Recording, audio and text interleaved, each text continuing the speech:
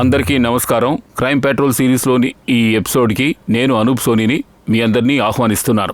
మనిషి పేదవాడైనా గొప్పవాడైనా సరే కలలు కంటాడు. అలాగే ఆ కలల్లో తన అదృష్టాన్ని మార్చుకోవాలని ఆలోచిస్తాడు. కానీ అంటుంటారు కదా, ఎవరికి ఎంత రాసుంటే అంతే అదృష్టం ఉంటుంది, అంతకుమించి ఏమీ దొరకదు అని. 30 రోజులు 30 కేసులనే అంశంలోని ఈ రోజు ఈ ఎపిసోడ్లో మనం అదృష్టాన్ని, సమయాన్ని రెండింటినీ న్యాయస్థానంలో ఉంచబోతున్నాం. అలాగే దీని మీద విశ్లేషణ ఇవ్వబోతున్నారు ఈనాటి మన ఎక్స్పర్ట్ సాహిల్ జోషి. నమస్కారం, నేను సాహిల్ జోషి. క్రైమ్ పెట్రోల్ సత్రంలో నేను మీకోసం మళ్ళీ ఏం తీసుకొచ్చానంటే, ఎవరికి తెలియని, ఎవరు వినని కొన్ని కేసులు ఈ కథలో మీరు ఖచ్చితంగా చూస్తారు. ఒకవేళ మీరు గనక మన దేశంలో అన్ఐడెంటిఫైడ్ డెడ్ బాడీ సంఖ్య చూస్తే మీరు చాలా ఆశ్చర్యపోతారు.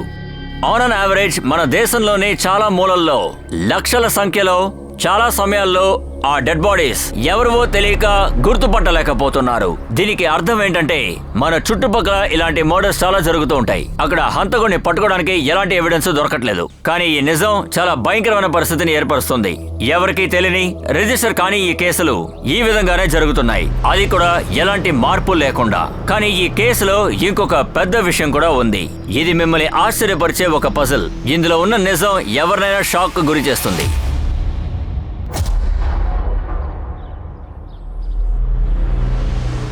చూడానా, మేము 5వ క్లాసులో ఉన్నప్పుడు ఎప్పుడూ లీవ్ పెట్టలేదు. కానీ బామ్మ ఏం చెప్పిందంటే మీరు 5th లో ఫెయిల్ అయ్యారంట. అరే, మ్యాథ్స్ లో 1 మార్కులో ఫెయిల్ అయిపోయాను. కానీ ప్రిన్సిపల్ గారికి నేను బాగా తెలుసు, అందుకని నన్ను ఫెయిల్ చేయలేదు. అందువల్ల నువ్వింకా తెలివిగా ఉండాలి, అర్థమైందా? అందువల్ల ఎప్పుడు కూడా స్కూల్ కి లీవ్ పెట్టకూడదు. చెప్పండి సార్. అరే దీపక్, ఏమైంది?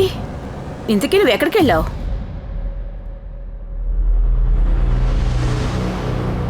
నానా, నువ్వు లోపలికి వెళ్ళి చదువుకో.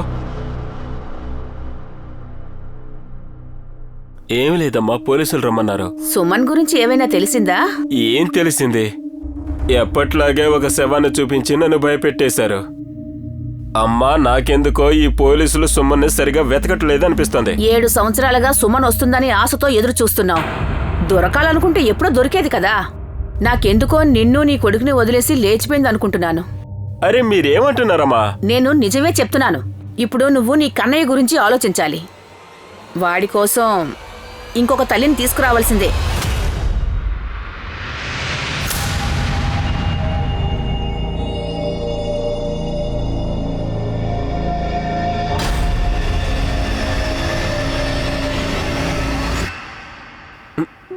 అరే వదలండి, అమ్మ వచ్చేస్తుంది. వదలండి, అమ్మ వచ్చేస్తుంది.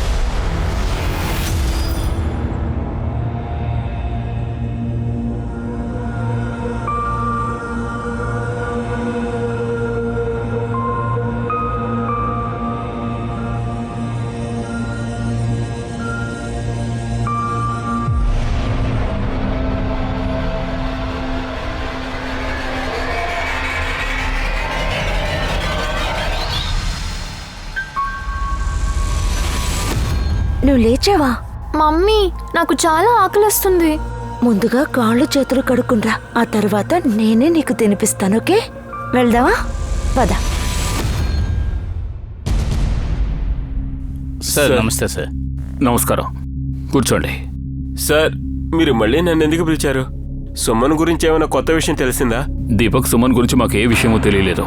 అలాగే మాకు ఇప్పటి వరకు కోమల్ గురించి కూడా ఏం తెలియలేదు. అలాగే మీకు తెలుసు, 7 సంవత్సరాలు దాటిపోయింది. నాకంటే ముందు 2 ఆఫీసర్లు ఈ కేసు టేకప్ చేశారు. కానీ ఈ కేసు ఏ కొలిక్కి రాలేదు. అందువల్ల మీరు ఇప్పుడు నాకు ఓ విషయం చెప్పాలి. ఇప్పటికీ మీరిద్దరూ మీ భార్యల కోసం ఎదురు చూస్తున్నారా? మీరు అసలు ఏం మాట్లాడుతున్నారు సార్? నేను ఎందుకు ఎదురు చూడను సార్? నేను తను ప్రేమిస్తున్నాను. సునీల్, మీరు? అవును సార్. మరి రెండో పెళ్లి ఎందుకు చేసుకున్నారు? సార్, మా కోమల్ ఇంకా బతికే ఉన్నాడని నాకు నమ్మకం ఉంది. కానీ సార్, నా కూతురు ఖుషి తనని చూసుకోవడం కోసమే మా అమ్మ నాన్న నాకు 2 పెళ్లి చేశారు సార్. కానీ నా 2వ భార్యకి నేను కోమల్ ఇస్తానని ఇవ్వలేను సార్. సార్, నా సుమన్ నాకు ఖచ్చితంగా తిరిగి దక్కుతుంది అనిపిస్తుంది సార్. దానికోసం మీరు కొంచెం వెతకండి సార్, ప్లీజ్. దీపక్, మేము సుమన్ని వెతకడానికి ఎన్నో విధాలుగా ప్రయత్నిస్తున్నాం. కానీ ఏం చేయగలం? చట్టంలో ఒక విక్టిమ్ 7 సంవత్సరాలు అయినా కనిపించకపోతే చనిపోయినట్టు భావించి కేసు క్లోజ్ చేయాల్సి ఉంటుంది. అలా ఎలా సార్ మీరు కేసును క్లోజ్ చేస్తారు? దీపక్, దిస్ ఇస్ లా. చట్టం అంటే అంతే. కానీ మనం ఏం చేసినా చట్ట ప్రకారమే చెయ్యాలి. ఈ విషయం చెప్పడానికే నేను మిమ్మల్ని ఇక్కడ పిలిచాను. ఇక్కడ చూసావా, సూర్యుడు, చంద్రుడు, బస్, ఆటో, తర్వాత ఇది. మమ్మీ, డైలీ నువ్వు నాకు ఇవే నేర్పిస్తున్నావు. ఇది చదవడం నాకు ఇష్టం లేదు. అరే, చదువుకోకపోతే ఈ ప్రపంచాన్ని ఎలా తెలుసుకుంటావు? ఈ ప్రపంచం, ఇందులోనే మనం జీవిస్తున్నాం. ఈ పక్షులు, మృగాలు అన్నీ ఇక్కడే జీవిస్తాయి. నా చిన్నప్పుడు మీ పిన్ని కూడా నాకు ఇలాగే నేర్పించింది.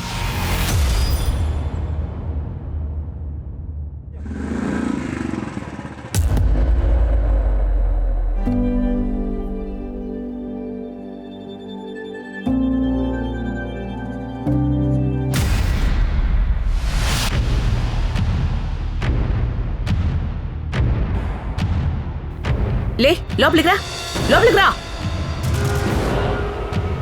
ఇలా చూడు, నాకు ఆ కపిలో అస్సలు నచ్చలేదు. అక్క, నువ్వు కపిల్ని అపార్థం చేసుకుంటున్నావు. అతను తప్పుడు వాడు కాదు. నీకు ఏది మంచి ఏది చెడు అనేది తెలీదు. ఇలా చూడు సుమన్, నేను నీకోసం దీపక్తో మాట్లాడుంచాను. తను నీకంటే వయసులో చాలా పెద్దవాడే, ఒప్పుకుంటాను. కానీ అక్క, నేను కపిల్ని ప్రేమిస్తున్నాను. తర్వాత దీపక్ నాకంటే చాలా పెద్దవాడు. ఈ పెళ్లి నేను చేసుకోను. అమ్మా నాన్న నీ బాధ్యత నాకు అప్పగించి వెళ్లారు. నీ పెళ్లి మాత్రం దీపక్తోనే అవుతుంది. అరే గున్గున్, నువ్వేం చేస్తున్నావు? త్వరగా చదువు. నేను ఇది చదవను. అరే గున్గున్, నువ్వు ఏం చేస్తున్నావు? ఒక లడ్డూయే కదా తీసుకుంది, దానికే కొడుతున్నావా? రోజంతా ఇల్లుని చెత్త చేస్తుంది. నేనేమన్నా దీనికి పని మనిషినా? నేను చాకరీ చేయాలా? నిన్ను తనకి అమ్మగానే తీసుకొచ్చాను, కానీ నువ్వు తన జీవితాన్ని నరకంగా మారుస్తున్నావు. మీరే నా జీవితాన్ని నాశనం చేశారు. పెళ్లి నన్ను చేసుకున్నారు, ఇంకా మీ మొదటి పెళ్ళాన్ని ప్రేమిస్తున్నారు. ఎక్కడికి వెళ్ళైనా చావండి, నా జీవితాన్ని నరకం చేశారు.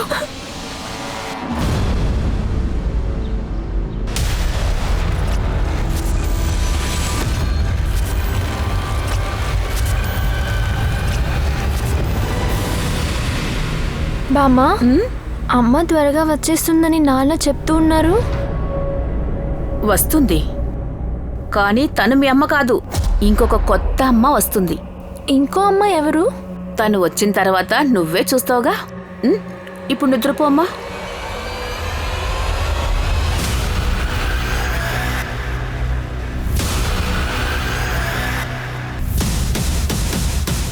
పాప చాలా ఎదిగింది.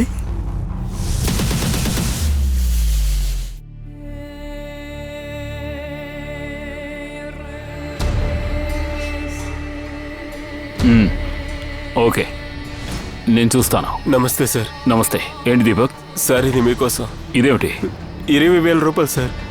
మిగతా డబ్బులు నా స్థలాన్ని అమ్మి తిరిగి ఇచ్చేస్తాను సార్. కానీ ఈ కేసును మాత్రం క్లోజ్ చేయకండి సార్. నేను నీ ఫీలింగ్స్ విలువ ఇచ్చేవాడిని కాకపోయి ఉంటే ఇప్పుడే ఈ లంచం ఇచ్చిన నేరం మీద నిన్ను లోపల పెట్టేవాడిని.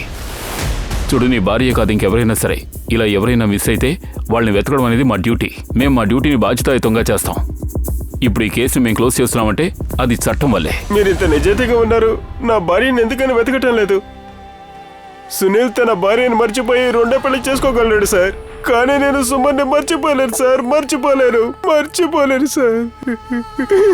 మీకు చేతులెత్తి దండం పెడుతున్నాను సార్, ఈ కేసును క్లోజ్ చేయకండి. చాలు, నాకు ఇంకొద్దు. అరే, నువ్వింకా 4 ముద్దలు కూడా తినలేదు. తినకపోతే నువ్వు మీ పిన్నిలాగా ఎలా స్ట్రాంగ్ అవుతావు? వాళ్ళిద్దరికీ స్వేచ్ఛ ఇవ్వాల్సింది నువ్వే కదా. నేను స్ట్రాంగ్ అవుతాను, తర్వాత ఈ బేడీలు పగలగొడతాను. ఇవి పగలగొట్టడం నీకు కష్టమని నాకు తెలుసు. కానీ మనలాంటి పేదవాళ్ళని కట్టిపడేసిన వాటిని ఎలాగైనా పగలగొట్టాలి. ఇవన్నీ అర్థం చేసుకోవడానికి నీకు సమయం పడుతుంది. కానీ నేను నిన్ను మీ పిన్నిలాగా తయారు చేయాలనుకుంటున్నాను. నీకో విషయం తెలుసా? మీ పిన్ని 24 ఏళ్లలోనే ఊరికి సర్పంచ్గా ఉంది. వదలు, ఇంకొకసారి తన మీద చేయి చేసుకుంటే మర్యాదగా ఉండదు. ఇది నీ పంచాయతీ ఆఫీస్ కాదు, నా ఇల్లు ఇది. ఇంకా నేనుండగా ఇంకో మొగాడుతో తను. దూరంగా వెళ్ళరా. మీ ఆయనలాగా నేనే గాజులు వేసుకోలేదు. ఆడవాళ్ళ మీద చేసుకుంటే గొప్పవాడి అయిపోతావా? అరే, నాకేం నేర్పించద్దు. అది నా పెళ్ళాం, నా ఇష్టం. నేను కొడతాను, తిడతాను. రైట్. మళ్ళీ ఇంకెవరితోనైనా ఇలా గొడవ పెట్టుకున్నావంటే ఈ ఊరు వదిలి తరిమేస్తాను, జాగ్రత్త.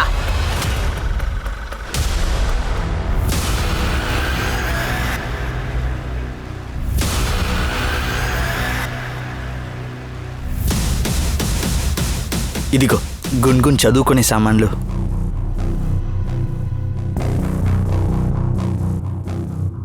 గున్గున్ బుజ్జి ఇట్రా రా. ఇదిగో.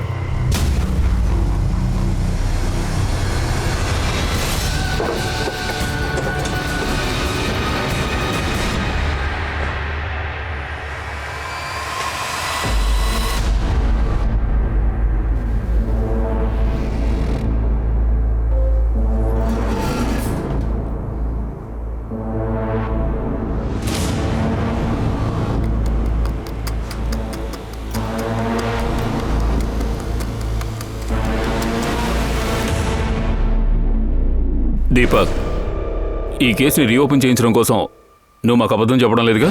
లేదు సార్, మా ఏరియా వాళ్ళు సుమన్ని చూశారంట. అరే దీపక్ అన్నా, మీకు విషయం చెప్పాలన్నా. చెప్పు. నిన్న మేమిద్దరు లక్నో వెళ్ళాం. అక్కడ మేము సుమన్ వదిన్ని చూసాం అమీనాబాద్ బజార్లో. చెప్పరా? అవునన్నా, దాంతో ఒకడున్నాడు బజార్లో ఏదో కొంటూ ఉంది. అరే మీరేమంటున్నారు? అరే నేను నిజం చెప్తున్నానన్నా. నేను ఉదయంతో మాట్లాడాలని ఎంతో ప్రయత్నించాను, కానీ మమ్మల్ని అవాయిడ్ చేసింది. మాకేమనిపిస్తుందంటే అమీనాబాదే తన ఇల్లు అనుకుంటుంది. ఎవరా కుర్రాడు?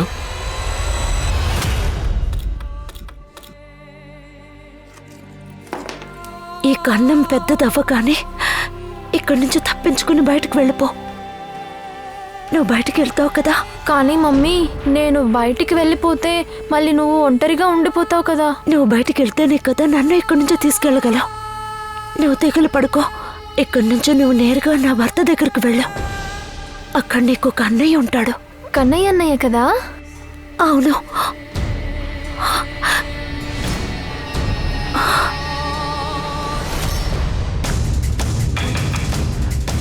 రండి మేడం. అలా చెప్పింది వీళ్ళే మేడం. పట్టుకోండి పట్టుకోండి పట్టుకోండి వాళ్ళని. చెప్పరా? మేము ఊరికినే చెప్పాం. సుమన్ వదిన్ని చూసినట్టుగా అన్ని దగ్గర ఊరికినే చెప్పాం మేడం. ఊరికే వాడి దగ్గర ఏదో మాట్లాడాలని మాట్లాడాం. ఇప్పుడు నిన్నేం చేస్తానో చూడరా. పరా.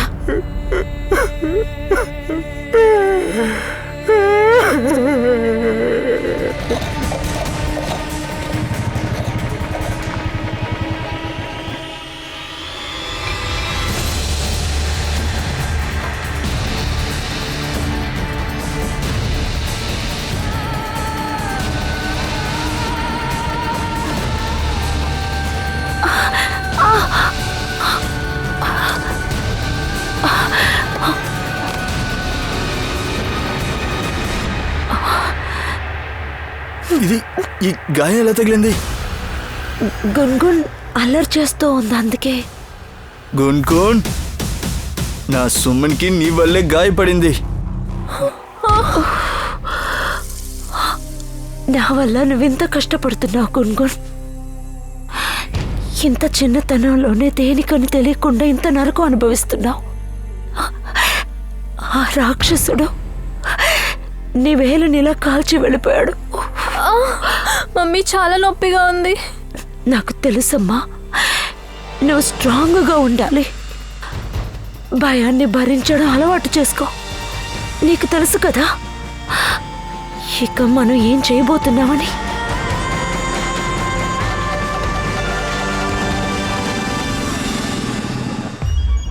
నమస్కారం సునీల్ అన్నా. చిట్టి తల్లి, ఎలా ఉన్నావు? ఏయ్, నీ పని చూసుకోపో. నేనేం చేశాను అన్నయ్య? నేను ఏం తెలుసుకోవాలనుకుంటున్నానంటే, సుమన్ కోమల్ కేస్ పోలీసులు క్లోజ్ చేశారా? ఏం జరిగితే నీకెందుకు? నీకు ఎన్నిసార్లు చెప్పాను ఆ విషయాలు అడగొద్దు అని. రా ఖుషి.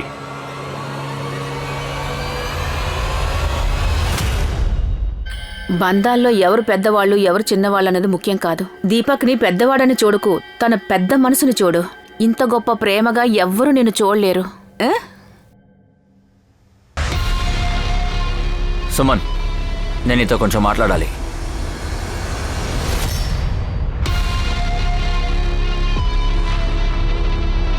నేను ఒక విషయాన్ని విన్నానే. దీపక్ చెప్పాడు కోమలి చెల్లెలు సుమన్ని నువ్వు లక్నోలో చూసావు అని. సర్పంచ్ గారు, అదేంటంటే పోలీసుల నుంచి తప్పించుకున్నావు, మా నుంచి తప్పించుకోలేవు. చెప్పు, లక్నోలో సుమన్ని ఎవరితో చూసావు?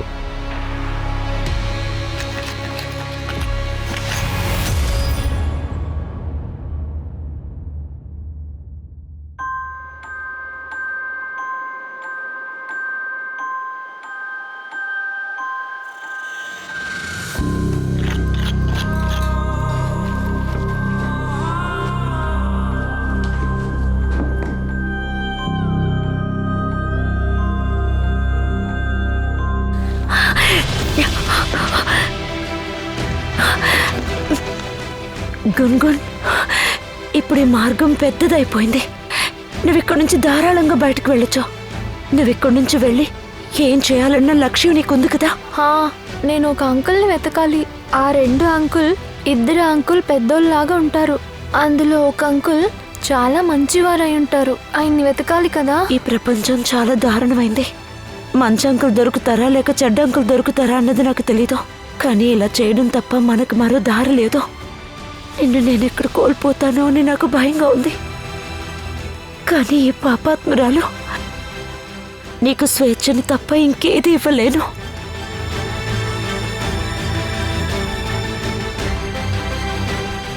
నీకు మంచి అంకుల్ దొరికితే అప్పుడు వాళ్ళకి దీన్ని ఇచ్చే. దీని సాయంతో వాళ్ళు నన్ను ఇక్కడి నుంచి తీసుకువెళ్ళిపోతారు. మనం స్వేచ్ఛగా బతకొచ్చు. వెళ్ళు.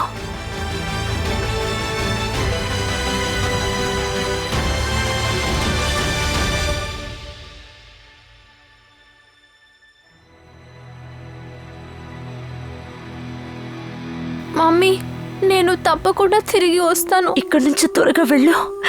అప్పుడే నువ్వు నన్ను విడిపించగలవు. వెళ్ళు.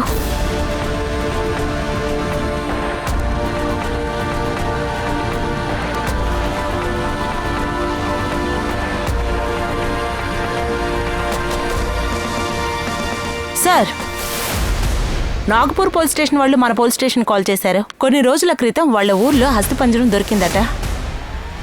ఫోరెన్సిక్ వాళ్ళు చెప్పిన తర్వాత తెలిసింది ఆ అస్థిపంజరం 20-30 ఏళ్ల అమ్మాయిదట. రిపోర్ట్స్ ప్రకారం ఆ స్కల్ మీద చాలా సార్లు కొట్టినట్టున్నారు. శ్యాంపూర్ పోలీసులు అందుకే మనల్ని కాంటాక్ట్ చేసినట్టున్నారు. కరెక్ట్ గా 7 ఏళ్ల క్రితమే సుమన్ అండ్ కోమల్ మిస్సింగ్ కేసులు ఇక్కడ ఫైల్ అయ్యాయి. అవును సార్, మేము ఆ కేసుని క్లోజ్ చేసినట్టు వాళ్ళతో అన్నాను. కానీ మళ్ళీ వాళ్ళు ఛాన్స్ తీసుకుంటానని అంటున్నారు. ఆ అస్థిపంజరం కోమల్, సుమన్ ఇంకెవరిదైనా ఉండొచ్చుగా. కోమల్ సుమన్ కేసు కంటే ముందు ఇన్వెస్టింగ్ టీమ్ కి ఇంకో 7 దొరికింది. అప్పుడు కోమల్ అండ్ సుమన్ కూతుళ్ళ DNA శాంపిల్స్ తీసాం కదా, వాటిని వెంటనే శ్యాంపూర్ పోలీస్ స్టేషన్ కి పంపించండి. సార్, నీ పాప ఏది? తను లోపల నిద్రపోతుంది. లోపల నిద్రపోతుందా? ఎక్కడ?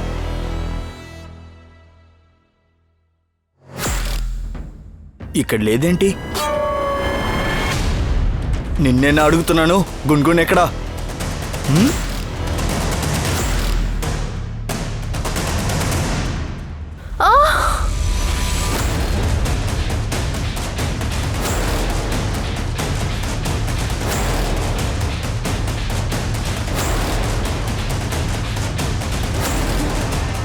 ఇలా చూడు పాప, మీ నాన్నగారు ఎక్కడా?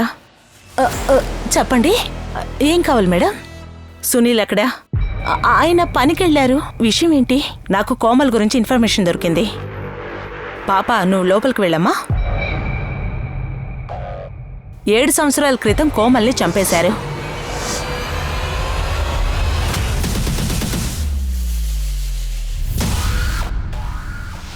మీరు కేసు క్లోజ్ చేసిన తర్వాత కూడా నా భార్య నాకు గుర్తుకొస్తూనే ఉంది సార్. ఏదో ఒకరోజు తను తిరిగి వస్తుంది అనుకునేవాడిని, కానీ నన్ను వదిలి పూర్తిగా వెళ్ళిపోయింది సార్. అయితే నా సుమన్ కూడా. మీరు దీని గురించి ఎందుకని ఏమీ చెప్పట్లేదు? దీపక్, ప్రస్తుతానికి నేనేమీ చెప్పలేను. మేము అదే ఆలోచిస్తున్నాం. ఒకవేళ కోమల్ని చంపుంటే 7 సంవత్సరాలుగా సుమన్ ఎక్కడున్నట్టు? ఒకవేళ సుమన్ కోమల్ని చంపడం చూసుంటుంది, అందుకే సుమన్ కూడా తప్పించుంటారు. చూడు దీపక్, నువ్వు ధైర్యంగా ఉండు. ఇప్పుడు మేము కేసుని రీఓపెన్ చేసాం, సో మేము సుమన్ని వెతుకుతాం. గత 7 సంవత్సరాలుగా కనిపించకుండా పోయిన మహిళా సర్పంచ్ ఆవిడ కేసు ఇప్పుడు కొత్త మలుపు తిరిగింది. కానీ కోమల్తో పాటు తన చెల్లెలు సుమన్ కూడా కనిపించకుండా పోయింది. కోమల్ని హత్య చేశారు, కానీ సుమన్కి ఏం జరిగింది? ఈ ప్రశ్నలన్నీ కూడా పోలీసులకి చాలా ఇబ్బందికరంగా మారాయి. వాళ్ళ టాలెంట్ మీద వాళ్ళకే అనుమానాలు మొదలయ్యాయి. గడిచిన 7 సంవత్సరాల్లో ఈ కేసు 3 సార్లు వేరే వేరే వాళ్ళకి ఇన్వెస్టిగేషన్ ఇవ్వబడింది.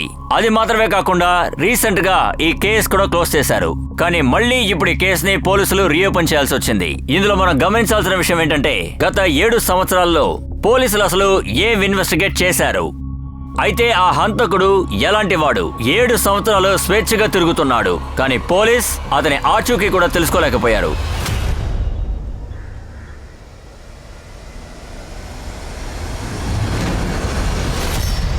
పాప, నువ్వు ఓకేనా? మీ అమ్మా నాన్న ఎక్కడున్నారు? మీరు మంచి అంకులేనా? అవునమ్మా, ఏం విషయమో చెప్పు.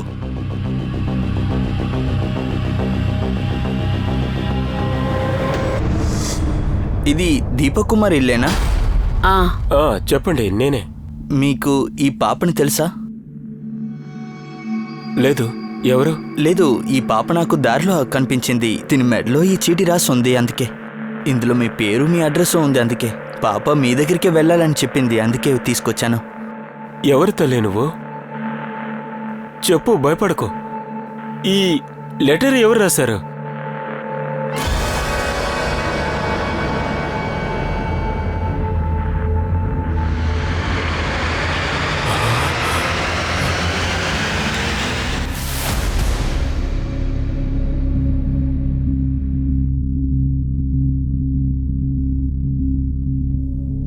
భయపడకో. నీ పేరేంటి? సరే చెప్పు. నీకు ఈ చీటీ ఎవరిచ్చారో? పక్కాగా నీకు ఈ చీటీ తనే ఇచ్చిందా? సరే, ఈ పాప నాకు బారాబంకి దగ్గర దొరికింది. చాలా విచిత్రంగా నడుచుకుంది. ఏమిటి తేడా? ఈ చీటీ ఇవ్వడానికి ముందు తను నన్ను మీరు మంచి అంకులా అడిగింది. అవును, మంచి అంకులే అని చెప్పిన తర్వాతే తను నాకు ఈ చీటీ ఇచ్చింది.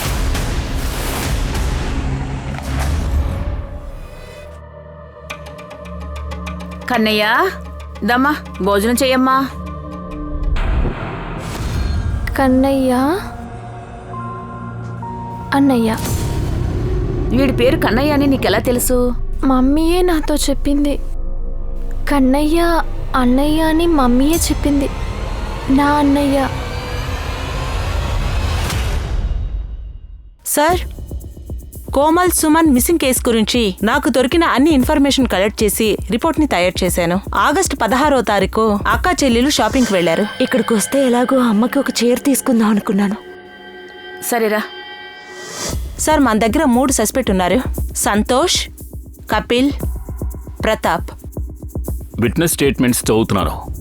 ఒక విట్నెస్ స్టేట్మెంట్లో ఏ రోజైతే ఈ చెల్లెలిద్దరూ మాయమయ్యారో ఆ రోజు ఆ సోనా మార్కెట్లో ఈ ఇద్దరు చెల్లెలతో పాటు కపిల్ కూడా కనిపించాడు. సుమన్, నేను నీతో కొంచెం మాట్లాడాలి. సుమన్ కపిల్ని ఇష్టపడుతోంది, కానీ కోమల్ని దీపక్ ఇచ్చి చేశారు. సో ఈ రోజు నుంచి కపిల్ మన ప్రైమ్ సస్పెక్ట్. సార్, ఈ సంతోష్ కాస్త కోపస్తుడే. కోమల్ సర్పంచ్ అయిన తర్వాత చాలాసార్లు వీళ్ళిద్దరి మధ్యలో గొడవలు అయ్యాయి. మర్యాదగా లేకు. వదులుతండి. తన మీద చేయి చేసుకుంటే మర్యాదగా ఉండదు. ఇదేమి నీ పంచాయతీ ఆఫీస్ కాదు, నా ఇల్లు ఇది. నిన్నేం చేస్తా చూడు. కోమల్ సర్పంచ్ ఎలక్షన్లో కంటెస్ట్ చేసినప్పుడు తనకి ఆపోజిట్ క్యాండిడేటే ఈ ప్రతాప్. ఎలక్షన్లో ఓడిపోయాడు. Right sir. కోమల్ కనపడకుండా పోయేది ప్రతాప్కి అన్నిటికన్నా మంచి విషయం. 7 సంవత్సరాలుగా ఈ గ్రామానికి సర్పంచ్గా ఉన్నారు. కానీ ఈ 7 సంవత్సరాల్లో ఈ ముగ్గురికి వ్యతిరేకంగా ఏ ఆధారం దొరకలేదు. 4వ సస్పెక్ట్ కూడా మనకు దొరకలేదు. ఇప్పుడు ఈ పిల్ల ముందుకొచ్చింది. తనని సుమనే పంపిందని చెప్తోంది. డౌట్ ఏంటంటే సుమన్ ఆ అమ్మాయిని ఎందుకు పంపింది? తనెందుకు రాలేదు? అంటే సుమన్కి వేరే దారి లేకపోవడం వల్ల సుమన్ ఆ అమ్మాయిని పంపుంటుంది. ఎవరో సుమన్ పేరును ఉపయోగించి మన దారి మళ్లిస్తున్నారు. సార్, 2 రోజులకు ముందు నేను బారాబంకికి వెళ్ళాను. మ్యామ్, ఆ పాప నాకు ఇక్కడే దొరికింది. ఇటువైపు నుంచే వచ్చింది. 2 రోజులు విచారించిన తర్వాత కూడా అక్కడ ఎలాంటి లీడ్ దొరకలేదు. లీడ్ కనిపెట్టి తీరాలి సంగీత. ఈ ముగ్గురు సస్పెక్ట్స్ మీద ఓ కన్నేసి ఉంచండి. వీళ్ళలో ఎవరికి కనెక్షన్ ఉందో తెలుసుకోండి. ఆ అమ్మాయి వచ్చిన ఊరు బారాబంకి కదా, అక్కడికి వెళ్ళి తెలుసుకోండి. సార్,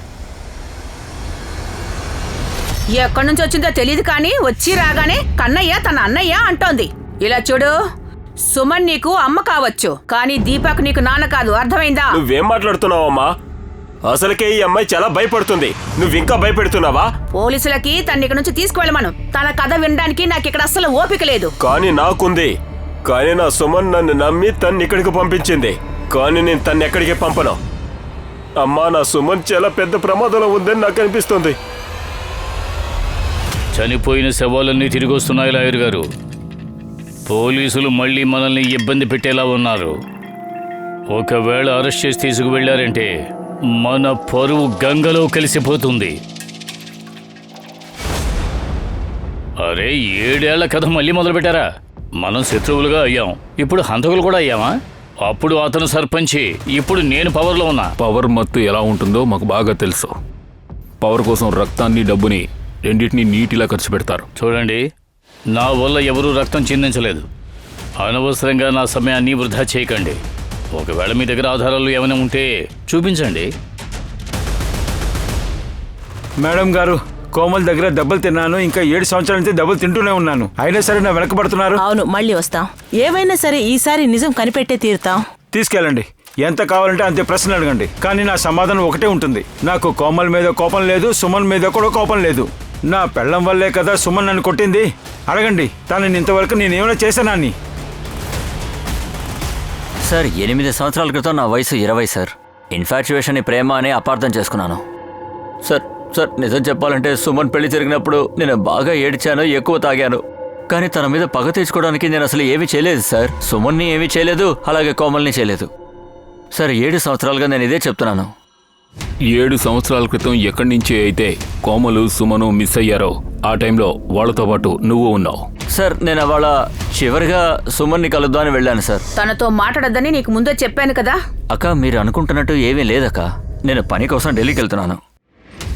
చివరిసారి సుమన్ని కలిసి వెళ్దామని వచ్చాను. సుమన్, ఒకవేళ నేను ఏదైనా తప్పు చేసుంటే నువ్వు నన్ను క్షమించు. ఈ విషయమే చెప్పాలనుకున్నాను. నువ్వెంతో మంచివాళ్ళ అమాయకుళ్ళ కనిపిస్తున్నావు, కానీ అంత అమాయకుడువేం కాదు. 7 ఏళ్ల నుంచి ఒకే డైలాగ్ చెప్తున్నావు. సార్ నేనేమీ డైలాగ్ చెప్పట్లేదు సార్. తనకి నేను ఉన్న వాస్తవమే చెప్పాను, నమ్మండి. సార్ సంతోష్, కపిల్, ప్రతాప్ ముగ్గురికి బారాబంకీలో ఎలాంటి కనెక్షన్స్ లేదట. కానీ మనం అలా వదిలేయకూడదు. ఈ ముగ్గురికి కోమల్ సుమన్ మిస్సింగ్కి వీళ్ళకి సంబంధం లేకపోవచ్చు. కపిల్ చెప్పిన దాన్ని బట్టి చూస్తే అతను సుమన్ని కోమల్ని చివరిసారిగా ఆ మార్కెట్లో మెయిన్ రోడ్ వైపు వెళ్ళడం చూశాడు. ఆ తర్వాత వీళ్ళని ఎవరూ చూడలేదు. కానీ ఇక్కడికి 50 కిలోమీటర్ల దూరంలో కోమల్ శవం దొరికింది, షాంపూర్ రోడ్లో. అంటే 7 ఏళ్ల క్రితం క్రైమ్ సీన్ ఈ చుట్టుపక్కల ఎక్కడో ఉంటుంది. అండ్ బారాబంకీ కనెక్షన్ మనం ప్రజెంట్ సినారియోలో వెతుకుతున్నాం. ఒకవేళ ఈ కనెక్షన్ కూడా 7 ఏళ్ల క్రితందే అయి ఉండొచ్చేమో, ఎవరికి తెలుసు. షాంపూర్ది ఇక్కడిది డమ్ డేటా కలెక్ట్ చేయి. సార్ 7 సంవత్సరాలకు ముందు జరిగిన పాత విషయం కదా. మనకి మరొక మార్గమే లేదు. Let's do it. నేను ఇంకోసారి వెళ్ళి ఆ పిల్లని కలుస్తాను. ఈసారి ఏమైనా లీడ్ దొరకొచ్చు. సార్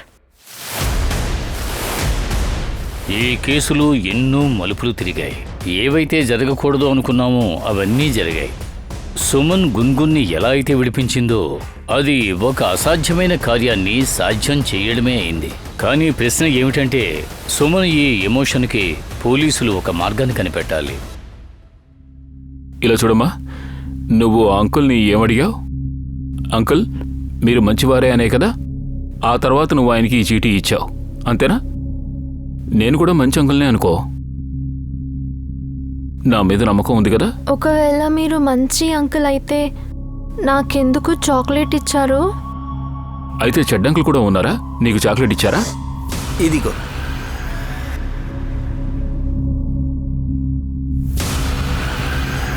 ఆయన నా కోసం బుక్స్ తీసుకొస్తారు, కానీ ఆయన చాలా చెడ్డ మనిషి అని మమ్మీ చెప్తూ ఉంటారు. నీకు చాక్లెట్ ఇచ్చిన ఆ చెడ్డ అంకుల్ ఏమైనా చేశారా? ఇంతకీ మీ అమ్మకి ఆ 2 చెడ్డ అంకుల్స్ ఎలా తెలుసు? ఈ విషయం కూడా చెప్పు. నిన్ను మీ అమ్మ ఇక్కడికి ఎందుకు పంపింది? నన్ను కాపాడడం కోసం. ఎందుకు కాపాడాలనుకుంది?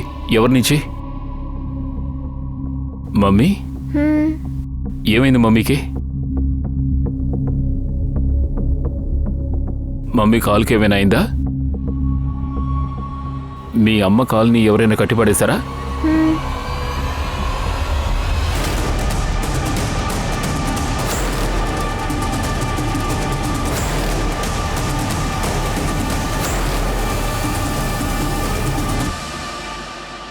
చూడమ్మా, నువ్వు మంచి అంకుల్ని కలిసానన్నావు కదా, అది ఈ చోటే. నువ్వు ఆయనకి చీటీ ఇచ్చావు. ఆ తర్వాత ఆయన నిన్ను మీ అమ్మ ఇంటికి తీసుకువెళ్ళాడు. సరే ఇప్పుడు చెప్పు, ఇంతకీ నువ్వు ఇక్కడికి ఎలా వచ్చావు?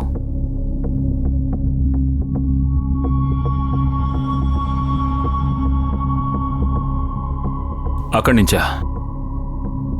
మరెక్కడి నుంచి వచ్చావు?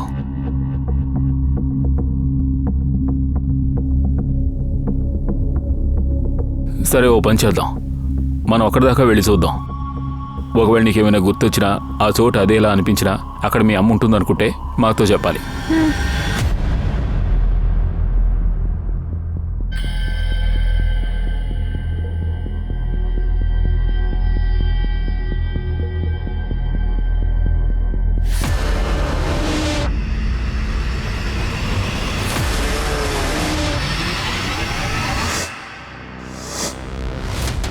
ఏమైందమ్మా?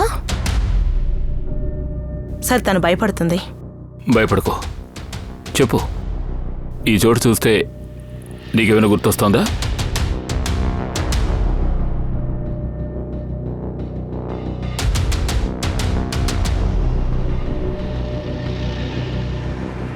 విశాల్, సార్. వెంటనే ఈ ఇల్లు ఎవరిదో తెలుసుకో. Yes sir.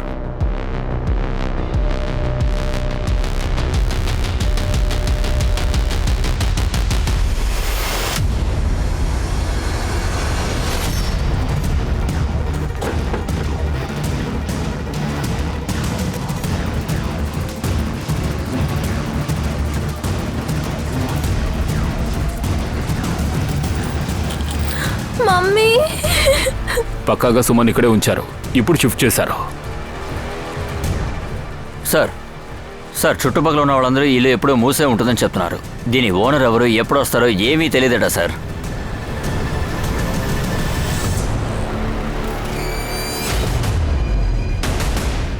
ఓ పని చేయండి, ఎలక్ట్రిసిటీ ఆఫీస్కి వెళ్ళి ఈ మీటర్ ఎవరి పేరుతో ఉందో తెలుసుకోండి. Yes sir.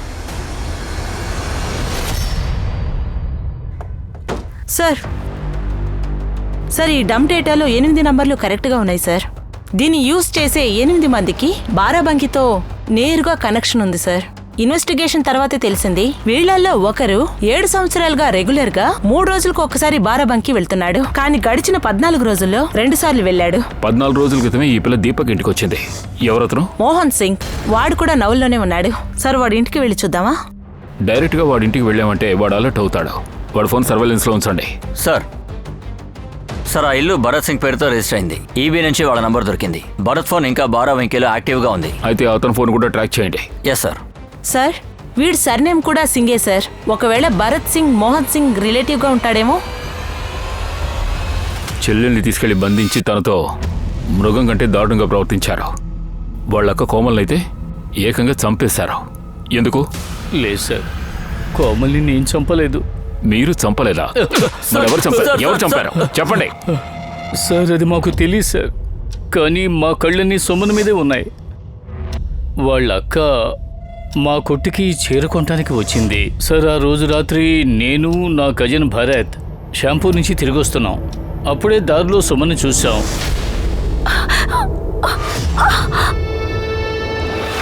మా అక్క ప్రాణానికి చాలా ప్రమాదం. వాడు నన్ను చంపేస్తాడు. ఎవరు చంపారు? నన్ను కాపాడండి. పద పద, మా అక్క ఎక్కడుంది? మనం త్వరగా బండిలో రండి. వెళ్దాం. రండి రండి రండి, త్వరగా రండి. సరే,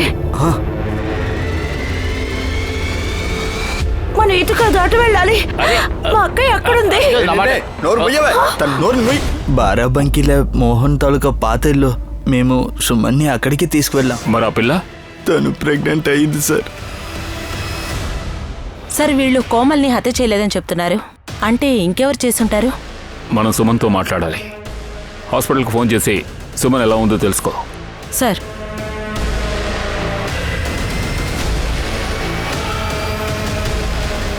సుమన్, ఏం జరిగింది ఆ రోజు?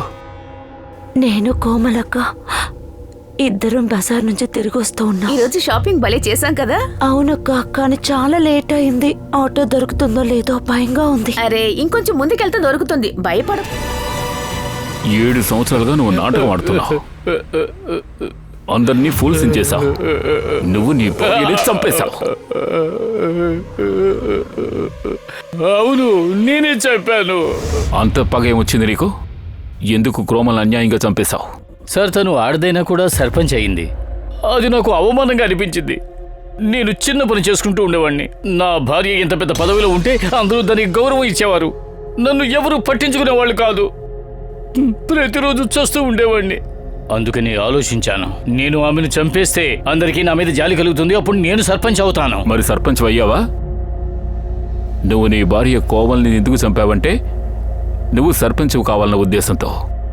నువ్వు ఇక ఎప్పటికీ సర్పంచ్ కాలేవు. నీకొచ్చిన దురాలోచనే నిన్నెప్పటికీ కానివ్వదు. వీడి కాళ్ళు విరగొట్టండి. దీపక్, నేను గున్గున్ని తీసుకెళ్ళడానికి వచ్చాను.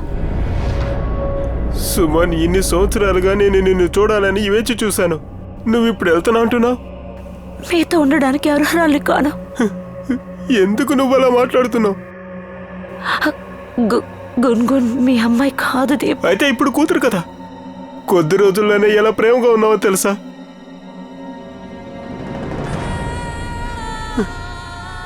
ఏంట్రా చూస్తున్నావు? తను నీ అమ్మరా?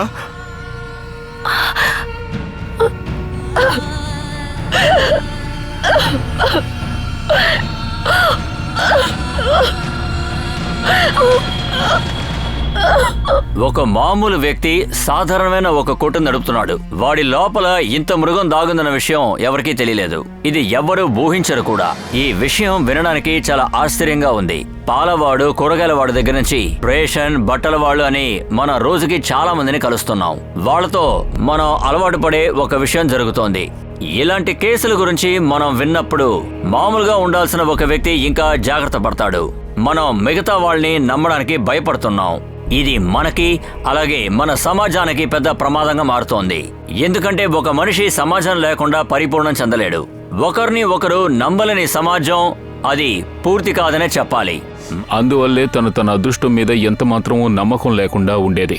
కానీ దీపక్ ప్రేమ ఈ సమాజం వెలివేసే ఏ విషయాన్ని అంగీకరించడానికి సిద్ధంగా లేదు. అతనికి తెలిసింది ఒక్కటే, తను సుమన్ని ప్రేమిస్తున్నాడు. అందువల్ల సుమన్ ఎటువంటి పరిస్థితిలో ఉన్నా తనని కాపాడడం అతని బాధ్యత అనుకున్నాడు. సుమన్, కోమల్ విషయంలో జరిగిన అన్యాయాలకి శిక్ష పడుండొచ్చు, కానీ ఈ విషయాన్ని ఎవరూ నిరాకరించలేరు. మన దేశంలో ఈనాడు ఏదో ఒక ప్రదేశంలో మహిళలపైన, అమాయకులైన పిల్లలపైన బలవంతులైన మగాళ్లు అత్యాచారాలకి పాల్పడుతూనే ఉన్నారు. ఇది మన అందరి బాధ్యత. మనమందరము ఏకమై మన సమాజాన్ని మార్చడానికి ఖచ్చితంగా ప్రయత్నించాలి. నేను అనూప్ సోనీని సెలవు తీసుకుంటున్నాను. మళ్ళీ క్రైమ్ పెట్రోల్ సిరీస్లో ఇంకొక కొత్త కేసుతో కలుద్దాం, అది కూడా మన ఎక్స్పర్ట్స్ యొక్క విశ్లేషణతో సహా. అప్పటి వరకు మీరు, మీ కుటుంబం జాగ్రత్తగా ఉండండి, హెచ్చరికతో సురక్షితంగా ఉండండి. అలాగే చూస్తూ ఉండండి క్రైమ్ పెట్రోల్ సిరీస్. జై హింద్.